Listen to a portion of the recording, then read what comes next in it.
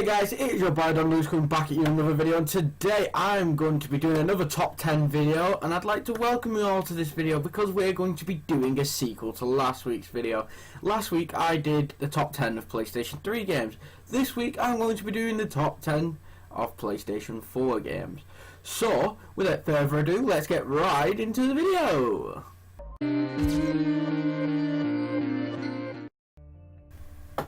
Homefront Revolution takes the number 10 spot on this list because the original Homefront had its flaws, but the storyline was amazing.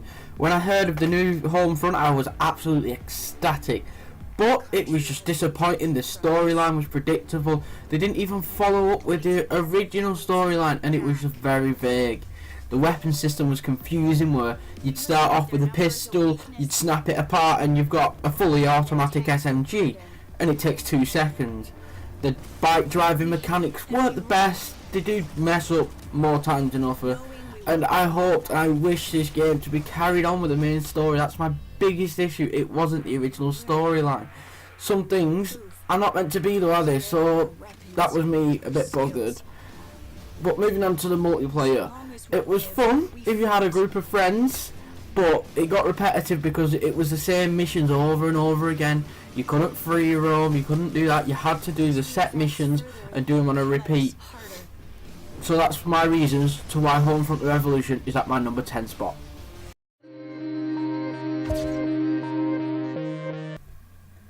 Dying Light is at my number 9 spot for the movement systems and also the volatiles at night.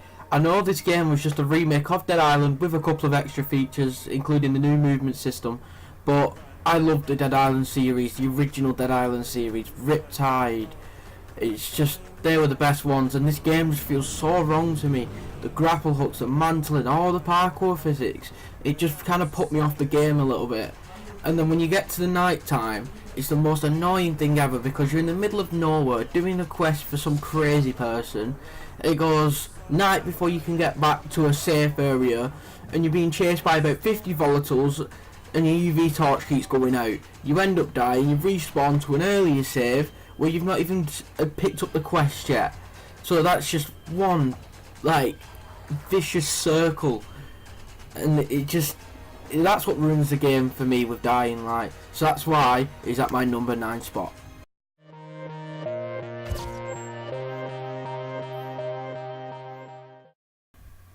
The Fallout series is well known for the storyline and the vast open areas, but Fallout 4 disappointed me a little with the storyline as it was so confusing because your character's partner was killed in the ice chamber at the start of the game, your child was kidnapped. You go and find Mr. Kellogg, which is the man who kidnapped your child, but I don't understand it because you kill him, that's not the end of the game. You find out that you've got to go and fight the Institute. So depending on your playthrough depends on how you entered the Institute.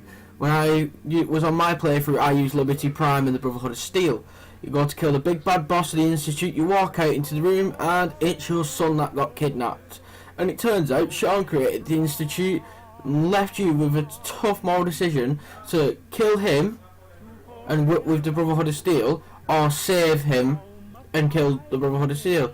But one thing that really I had a nitpick, when you get there, your son at this point looks like he's about 70. Kellogg's character hadn't aged between the couple of days before us killing him and about 70 years ago. He hasn't aged a day. So that's one thing I don't understand, and it's just that's 69 years ago. How do you look the exact same? It's like Quagmire or Family Guy when he's talking about carrots. That's what it actually feels like. But those are my reasons for Fallout 4 being at the number 8 spot on this list.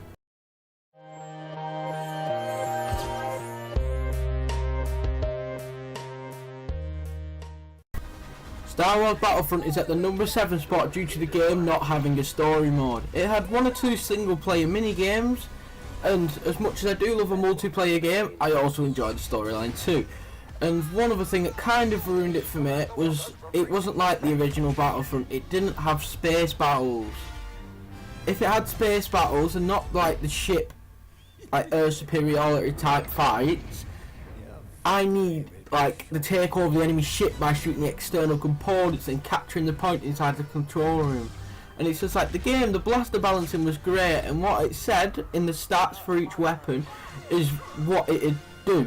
The maps had lots of cover and few open areas. The game modes were enjoyable, like escorting the AT-AT and shooting down Y-wings. And then there's the other side where you're trying to shoot down the AT-AT and stop them from getting Y-wings. And you know, all that thing, it was a great game. Like, overall, it was enjoyable. The flaws were too much, and it just ruined my experience. So that's why Star Wars Battlefront is number 7 on this list.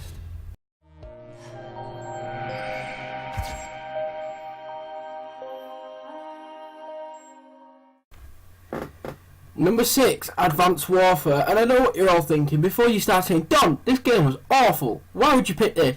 I actually enjoyed this Call of Duty because, little story of mine, when I started playing Call of Duty, it was back at World at War on the PlayStation 3, and I used to play it with my dad and some of his online mates, because not many of my mates had PlayStation at the time, and it was always some sort of competition in an online game to get who can get the most kills to the leaf deaths, or who can get the most core, who can play the most competitively.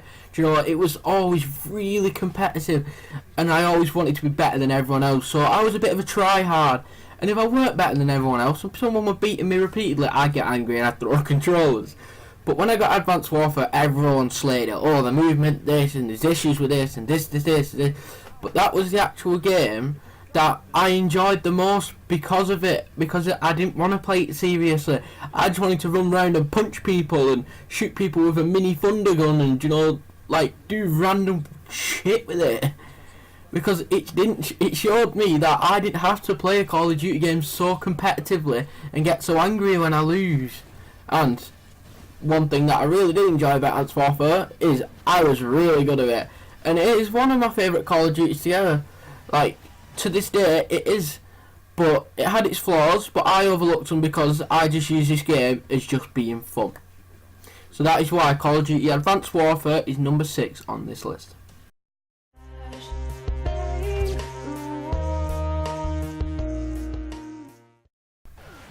Destiny, the game that is normally described with having countless DLCs.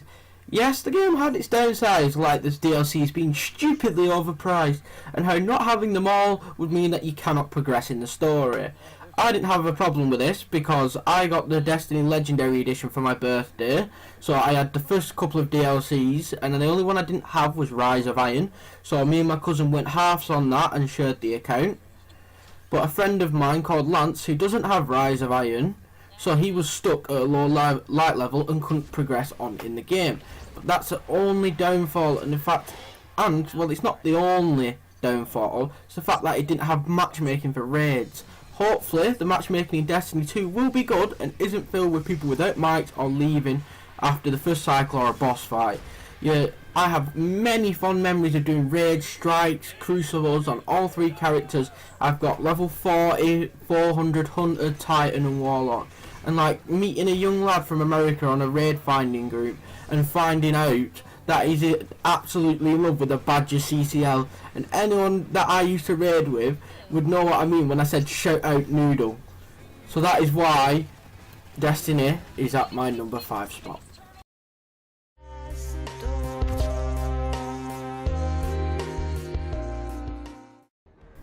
Battlefield 1 takes 4th place in this list because of the maps and the currency system. The maps were way too big, it took over 6 minutes to find an enemy, you got into a firefight, one of you dies, you either respawn or you've got to go and spend another 6 minutes trying to find someone, or you've got to do a 20-mile hike to get behind the sniper, to be in the middle of nowhere to get back. The war bonds themselves were stupid because you'd think by levelling up you could buy a few guns at the and you'd be happy about it. But you spent a few hours grinding so you can hit that next level and they go, yeah, you've got enough war bonds to buy a gun. And the campaigns were great, and yes, I said campaigns with a plural because anyone who's played it knew there were separate stories going on. But my favourite storyline has to be the Australian who traded his life for a group of underage soldiers so they could survive. It was a tear-jerking moment, and to be honest, I said a tear. That's the clip that's playing now. It's not without the music, but if I were you, I'd go and actually watch the clip itself and how the music adds to it and everything. It gets emotional. So that is why Battlefield 1 takes my number 4 spot.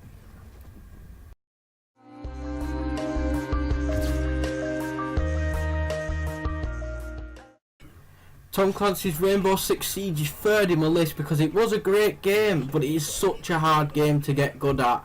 And when there's random glitches and happenings, that kind of put a downer on things. It's like you could set a fuse grenade launcher on a wall and somehow it'd bounce up, bounce off the wall, bounce back and hit the wall you're standing behind. And it's like the grenade mechanics are broken. From what I've seen, I don't know if this is true, but from what I've seen when me playing or watching other people playing, if you throw a grenade and it lands somewhere where the game can't register it landing, it teleports it back to you, which in turn kills you. Like, overall, it was a great game and it was extremely competitive, and that's how I like my games. I like them to be competitive. But it could have had the number 1 spot, but the flaws kept it here at 3rd place. So that's my reasons for it being at 3rd place.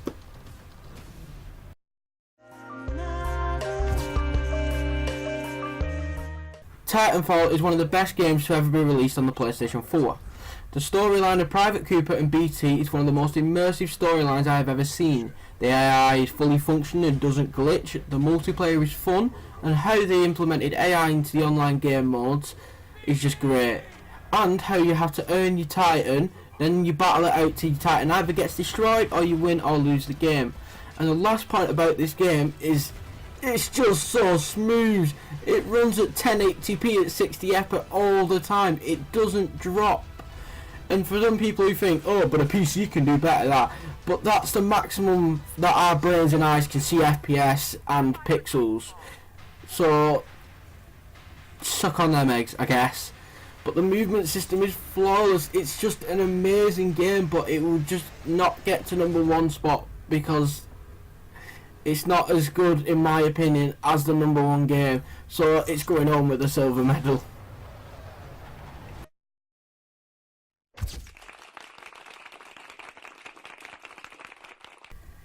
Anyone who knows me in real life will know this was coming. But I think, personally, Overwatch is the greatest game to ever be released on PlayStation 4. It's smooth, it doesn't drop frames, it's competitive, all DLC characters are free, the microtransactions are purely cosmetic, and the loot boxes can be easily earned. You can play arcade, where 3 wins equal 1 loot box, but you can only win 3 of each, which sucked a little bit, but you can also get loot box for playing new mods that they add in, which they add in quite a lot, and also leveling up from doing what? Winning 3 games. The competitive is great, it's just the people that take part, they either leave, or they're just really toxic people, and it ruins the game for the rest of the people who want to play it seriously, and the people who want to get to a good rank. I'm stuck at the bottom of Platinum, which means I'm slightly more skilled than the average player. But I'm stuck in what's called an elo hell, which means you're stuck in the bad part of the rankings where people just want to leave or kick off and not play and insta-lock a character that they can't play. So pretty much the people who want to ruin it for everyone else. But besides the toxic part of the community that play the competitive, I'm addicted. I love this game and I would seriously recommending purchasing this game and giving it a try. That's why Overwatch is my favourite game on PlayStation 4. So, if you've got to the end of this video, hats off to you. Happy days. So, I'd like you to leave a like, comment, subscribe. Tell me what you want for next Sunday's top 10. Because I've been thinking of going back and doing my favourite PS2 games and, you know, branching on from there. And I know I can keep doing games until I die because there's millions of games out there, but like, what would you like me to do? What would you like to see? Would you like me to do my top 10 cars, my top 10 motorbikes, my top 10 glitches, I'll do a top 10 on pretty much anything. You just have to comment it and tell me what you want me to do it on. So, I hope you all enjoyed this video, and I hope you all enjoyed Saturday's video as well. That was a little skit, thanks to JF Noxious. She's the homie. And I don't know really what else to say besides I'll see you all in the next video.